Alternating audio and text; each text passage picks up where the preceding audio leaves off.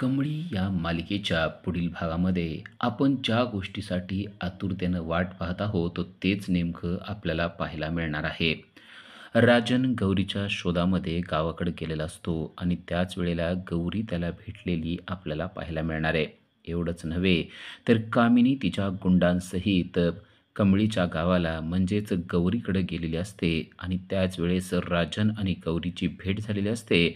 आणि तेव्हा गौरी म्हणजेच सरू राजनला सगळं काही सांगते की कशाप्रकारे कामिनीने तिचा छळ केलेला होता आणि तिला मारायला गुंड पाठवले होते आणि म्हणून कंबळीला वाचवण्यासाठी तिने गाव सोडलं होतं.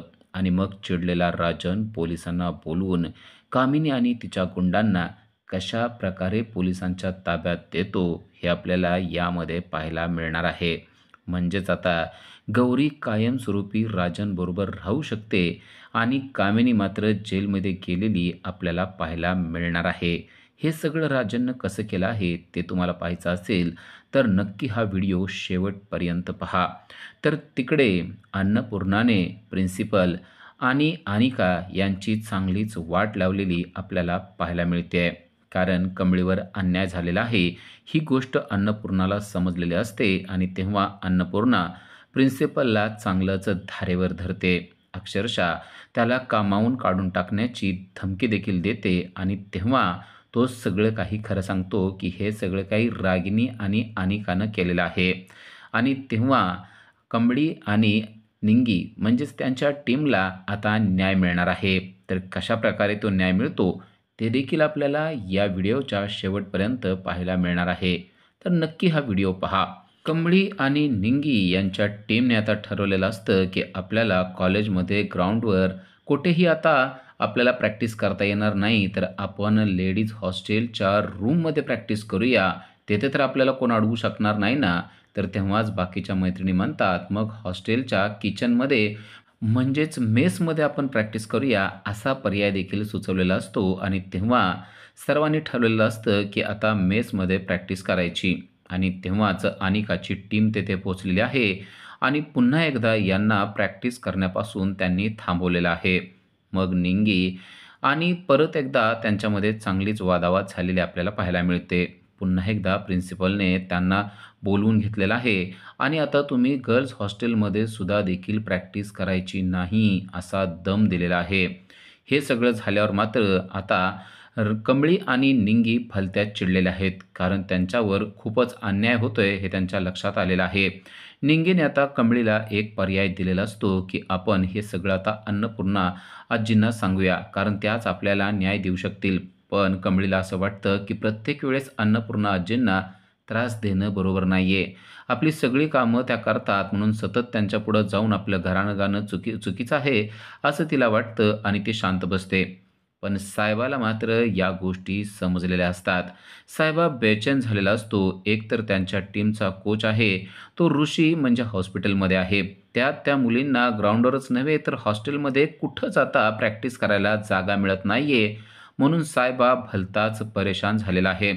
आणि साहेबानं ती सगळी गोष्ट ऋषीला सांगितलेली आहे. तो ऋषीला क्लिअर कट सगळं सांगून टाकतो की कशाप्रकारे कमळे आणि तिच्या टीमवर अन्याय होत चाललेला आहे. तेव्हा ऋषी म्हणतो की आता मला जायचं होतं पण नेमकं आई आल्यामुळं मी तिकडं जाऊ शकलो नाही. पण आता माझ्याकडं दुसरा एक उपाय आहे. तेव्हा साहेबा म्हणतो दुसरा काय उपाय आहे? तेव्हा आता ऋषीने एक ब्रह्मास्त्र काढले ते म्हणजे अन्नपूर्णा. तो लगेच अन्नपूर्णाला फोन करतो आणि झालेली सगळी हकीकत त्याने सांगून टाकलेली आहे की कशाप्रकारे कमळी आणि त्यांच्या टीमवर अनिका आणि रागिनी यांनी सूड उगवलेला आहे. हे जेव्हा अन्नपूर्णाला समजतं तेव्हा अन्नपूर्णा चिडलेली आहे. दरवेळेसच अनिका काही नाही काहीतरी कांड करून ठेवते हे त्यांना माहीत आहे आणि त्यामुळं कमळीला न्याय देण्यासाठी आपणच तिथं पोहोचलं पाहिजे हे देखील त्यांना माहीत असतं. तर इकडे राजन गावाकडं पोहोचलेला असतो आणि तो देवाकडे हात जोडून अक्षरशः मला माझी गौरी सापडू दे देवा, मला माझी मुलगी सापडू दे असं बोलत असतो. आणि तेव्हाच गौरी म्हणजेच सरूचं त्याच्याकडं बारकाईने लक्ष असतं. खरं तर तिला वाटत असतं की आपण जाऊन त्याला बोलावं. पण तिला भूतकाळातील गोष्टी आठवत असतात आणि बोलावं की न बोलावं असा प्रश्न पडलेला असतो. पण हिंमत एकत्र करून ती आता राजनपर्यंत पोहोचलेली असते. राजन समोर उभा असतो आणि ती बरोबर त्याच्या मागे उभी असते आणि तेव्हाच तिला कामिनी आणि तिचे गुंड दिसतात आणि तिला भूतकाळ आठवतो. भूतकाळामध्ये देखील कामिनीने असेच गुंड आणून तिला घरातून हाकलून दिलेलं असतं, तिला मारण्याची धमकी दिलेली असते आणि तेव्हाच कमळीला घेऊन सरू म्हणजेच गौरी इकडे गावाकडं निघून आलेली असते. आता ही गोष्ट राजनला सांगावी का न सांगावी असा प्रश्न तिला पडतो. पण यावेळेस मात्र ती म्हणते, ही गोष्ट आपण राजनला सांगितलीच पाहिजे आणि राजनला तिनं सगळं काही सत्य सांगितलेलं आपल्याला पाहायला मिळतंय. राजनला ती सांगते की कामिनीचे जे गुंड आहेत ते गावात आलेले आहेत. जेव्हा तो पाहतो की सरू आपल्याला बोलते तेव्हा त्याचा डोळ्यावर विश्वासच बसत नाही. तो म्हणतो, "सरू तू आहेस?" ती म्हणते, "हो, मी तुमच्या पाठीमागच येत होते, पण आता नेमकं मला इथं थांबता येणार नाही." तो म्हणतो, "काय झालंय?" तेव्हा ती सगळी हकीकत सांगते.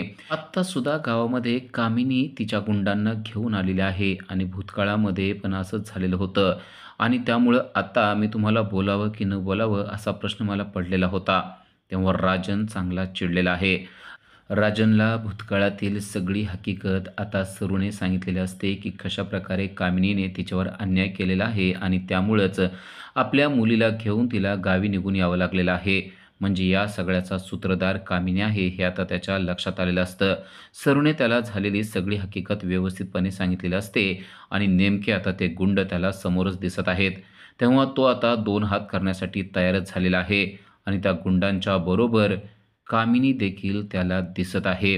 कामिनी पुन्हा एकदा गुंड घेऊन आलेली आहे.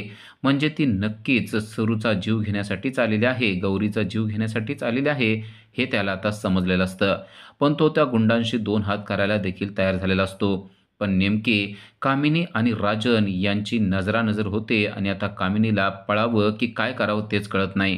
कारण तिला माहितीच नसतं की राजन देखील गौरीच्या शोधामध्ये या गावामध्ये आलेला आहे. राजन येण्याच्या अगोदरच आपण गौरीचा काटा काढायचा असं तिनं ठरवलेलं असतं आणि त्यामुळे ती गुंड घेऊन आलेली असते. पण घडलेलं मात्र वेगळंच असतं. आता इथं गौरीच्या संरक्षणासाठी स्वतः राजन तिच्यासमोर उभा असतो आणि हे सगळं काही कामिनीने पाहिलेलं असतं. तर राजनने देखील कामिनीला पाहिलेलं असतं आणि आता कामिनीचं भांडाफोड झालेला असतो. कामिनी ही किती दुष्ट, वाईट आहे हे आता राजनला समजलेलं असतं. तेव्हा राजन गौरीला म्हणतो की "तू आता काहीच काळजी करू नको. या गुंडांशी 2 हात करायला देखील मी तयार आहे." तेव्हा गौरी त्याला सांगते की "या गुंडांशी 2 हात करायची काहीच गरज नाही. तुम्ही आत्ताच्या आत्ता पोलिसांना बोलवा, कारण ही कामिनी किती वाईट आहे ते तुम्हाला माहिती नाहीये." त्याला देखील ही गोष्ट पटते आणि तो लगेच पोलिसांना फोन करतो. राजनने पोलिसांना फोन केल्याबरोबर काहीच वेळामध्ये पोलीस स्वतःची पोलीस फोर्स घेऊन राजनच्या मदतीसाठी धावत आलेले आहेत आणि राजन पोलिसांना सांगतोय की कामिनी आणि तिचे गुंड हे माझ्यावर आणि माझ्या बायकोवर जीवघेणा हल्ला करण्यासाठी इथं पोहोचलेले आहेत. तेव्हा पोलिसांनी त्या गुंडांना आणि कामिनीला सगळ्यांनाच पकडलेलं आपल्याला पाहायला मिळतंय. राजनला अगदी योग्य वेळेला गौरीने सल्ला दिलेला असतो की गुंडांशी 2 हात करण्यापेक्षा पोलिसांना बोलवून यांना पोलिसांच्या ताब्यात देणं गरजेचं आहे. तर इकडे आता स्वतः अन्नपूर्णाच प्रिन्सिपलच्या ऑफिसमध्ये आल्यावर प्रिन्सिपल एकदम घाबरूनच गेलेला आहे. अन्नपूर्णानं त्याला विचारले की नक्की काय झाले ते सांगा. तेव्हा तो कमळीच्या विरोधात बोलायला सुरुवात करतो आणि म्हणतो, "कमळे आणि निंगी यांच्या टीमने अनिकाच्या टीमबरोबर मारामारी केलेली आहे आणि या त्यांच्यावर दादागिरी करत आहेत." तेव्हा अन्नपूर्णा सांगते की "मी सगळं सीसीटीव्ही फुटेज बघून आलेले आहे." तेव्हा मात्र प्रिन्सिपलला आता काय बोलावं तेच कळत नाही.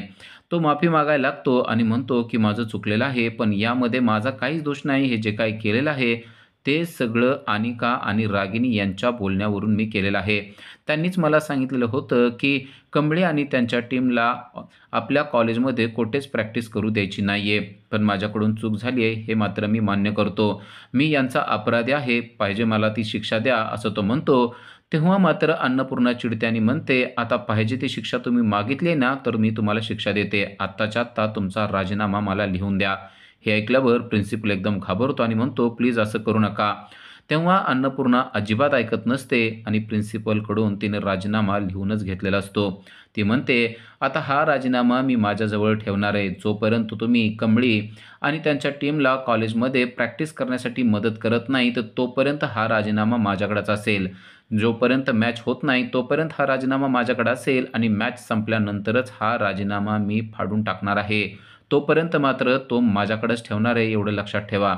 आता प्रिन्सिपलला कंबळे आणि निंगी यांच्या टीमला मदत करण्याशिवाय काहीच पर्याय उरलेला नाहीये.